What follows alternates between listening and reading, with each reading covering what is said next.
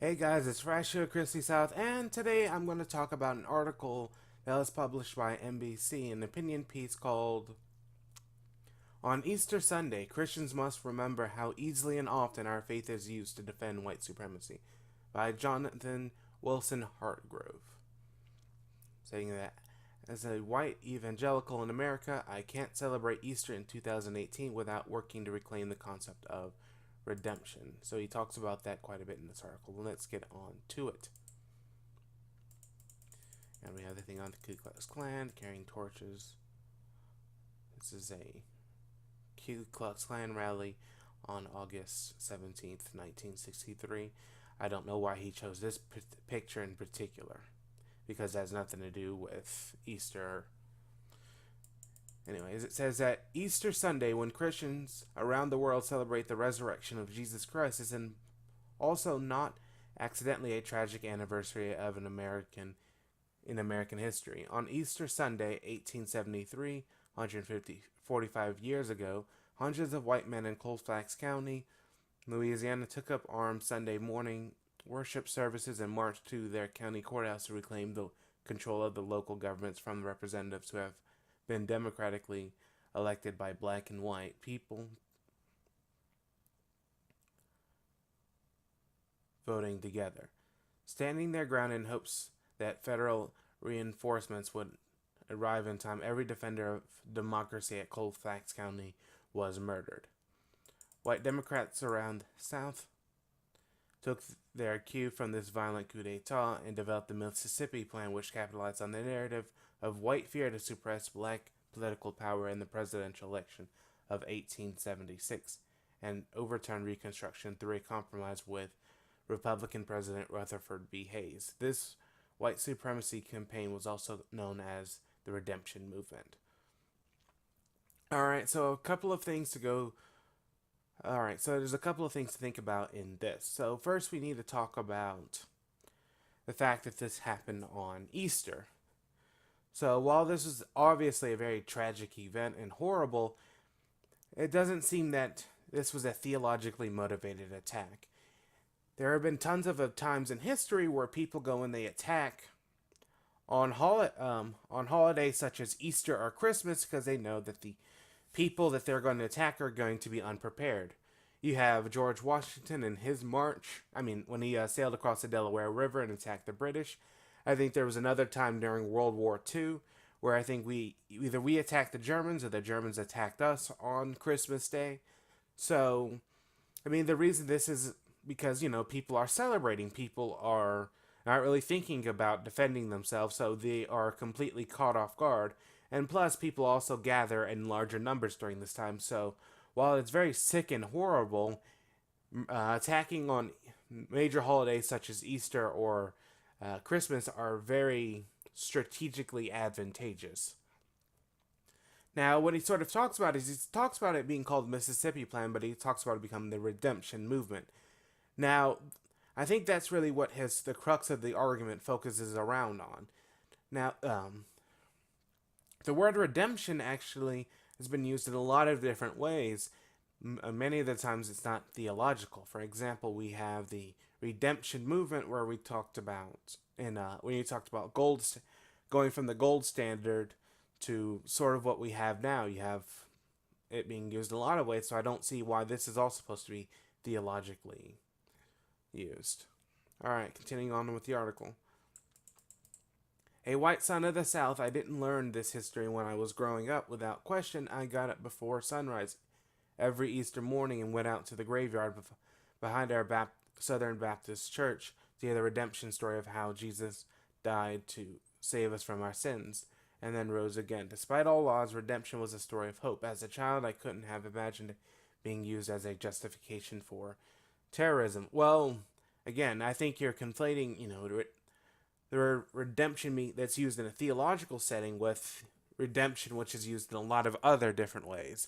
I don't think that, I tried reading as much about this massacre as I possibly can, and it doesn't seem that there was any theological justification. They didn't use somehow try to tie in the resurrection of Jesus as a thing of white supremacy.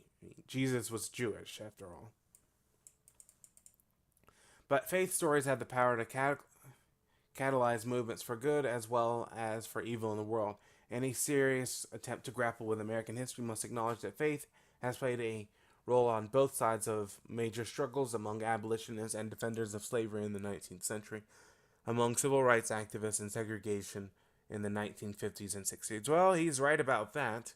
At least he acknowledges that it's being used on both sides, and I'm still trying to grasp his point. Yeah, it's been used. People try to use things for good and evil, and yeah, there were many abolitionists that use the Bible and as arguments against slavery, and civil rights activists such as Reverend Martin Luther King Jr. and and there are actually a lot of reverends. Plus, you also had the Underground Railroad. Many of the railroad stops were churches. I mean, one of the famous ones is one in Savannah. It was a black church, and it's very famous, and I've been to it. It's absolutely beautiful. But let's continue. And what is true about our past is at play at the present. Christian redemption narrative is being deployed again towards disparative visions of what kind of America should become. As a white evangelical in this land, I cannot celebrate Easter in 2018 without working to reclaim the concept of redemption from the forces that may attempt to use my faith and its founding stories to defend white supremacy. Well, so far all he really talks about is the one in Louisiana, so I'm not exactly sure what you're going on. Alright. Since he first emerged as a viable candidate in the spring of 2016, Donald Trump seems an obvious contradiction to the family values that evangelicals espouse. I won't completely disagree with that, although I'm not going to. Yet, exit polls suggest that around 80% of white evangelicals vote for him in 2016, a higher percentage than George W. Bush or Ronald Reagan ever won. Over a year later, the president's approval rating hovered around 40% among the general Republican. 78% of white evangelicals say they support Trump. Clearly, this is a matter of faith for an overwhelming majority of white evangelical Christians. So I don't think that it necessarily has to do with Trump necessarily, or in a lot of cases it might have to do a lot with republicanism rather than Donald Trump. I mean, there's probably now among these, there's a lot of reasons why usually the Republicans get the white evangelical vote anyways. One of the reasons it might be higher now is a lot of people might be upset about might still be upset about gay marriage. Some are more upset about government money being used to indirectly pay for abortions through Planned Parenthood. I mean, so it doesn't necessarily have to do with them liking Trump. It seems that there was a lot of people that voted for Trump that didn't really like him. So I don't say it was a matter of faith necessarily. Trump's slogan, "Make America Great Again," is a redemption story in a nutshell. I think you're stretching the word redemption a little bit. It assumes a fall which must now be saved. It is tempting to point to 2008 and hang this white anxiety on America's first black president. And I think this is more for political reasons rather than having to do with him being black. I don't see Trump really making these type of statements. In fact, a lot of times Trump has really tried to appeal to black people during his presidential election. But Barack Obama as a person remains too popular among Americans for this theory to be true. And while I really liked President Obama, but I don't think that the fact he was popular means that he wasn't also strongly disliked too, and I don't think that it had and not all of it, and no, some of it, but not all of it had to do with racism. The redemption narrative gave us Trump is not much about Obama as it is about black, brown, and younger white coalition that made Obama's presidency popular. No one stated that white anxiety more clearly than Michelle Bachmann addressed to the values voters. It says it's a math problem of demographics, she noted. claiming this is the last election we even have a chance to vote for someone who will stand up for godly moral principles. Again, I think this has to do with this is Michelle Bachmann. She's not really that big of a conservative person. She blew up a little bit in 2015 and 2016, but so far she really hasn't even been that significant. And as far as the godly moral principles, I think that might have to do with gay marriage and abortion.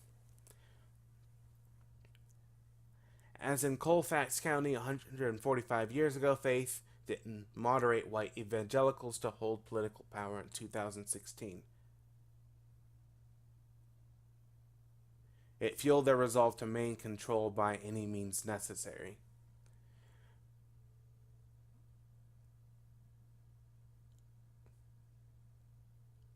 I mean, maintaining control, I'm not exactly sure what he means here.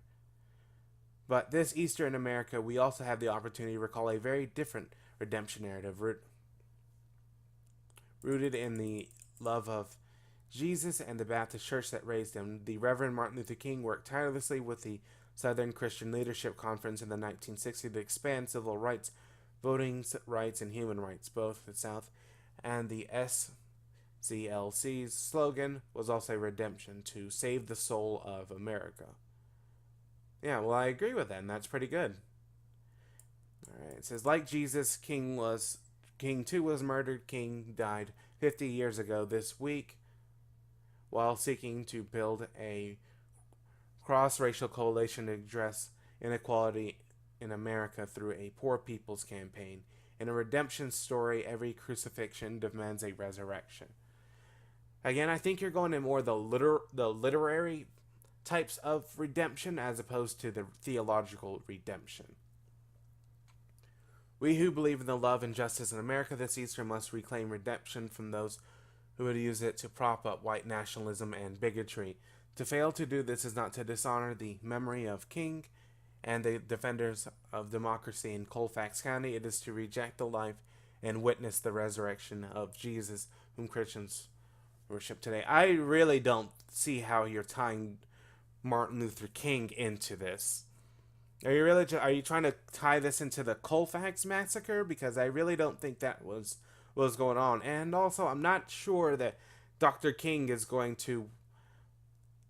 ever did anything along the lines of trying to ask people to reflect on white supremacy on Easter, as opposed to reflecting on its main and most important part, and that has to do with the resurrection of Jesus. Alright, and he's a writer of Reconstructing the Gospel, Finding Freedom from Slaveholder Religion. He serves on the National Steering Committee of the Poor People's Campaign and the National Call for Moral Revival. Now, it seems like he's trying to do a positive thing where he wants equality for black people, and that's a positive thing, but I don't think that he's doing this quite in the right way. And also, but anyways, tell me what you think about this. I hope you enjoyed it. Please like, subscribe, and comment. Tell me what you think about it there. Y'all have a wonderful and happy Easter. And this is Ratio Christy South. Y'all have a good day.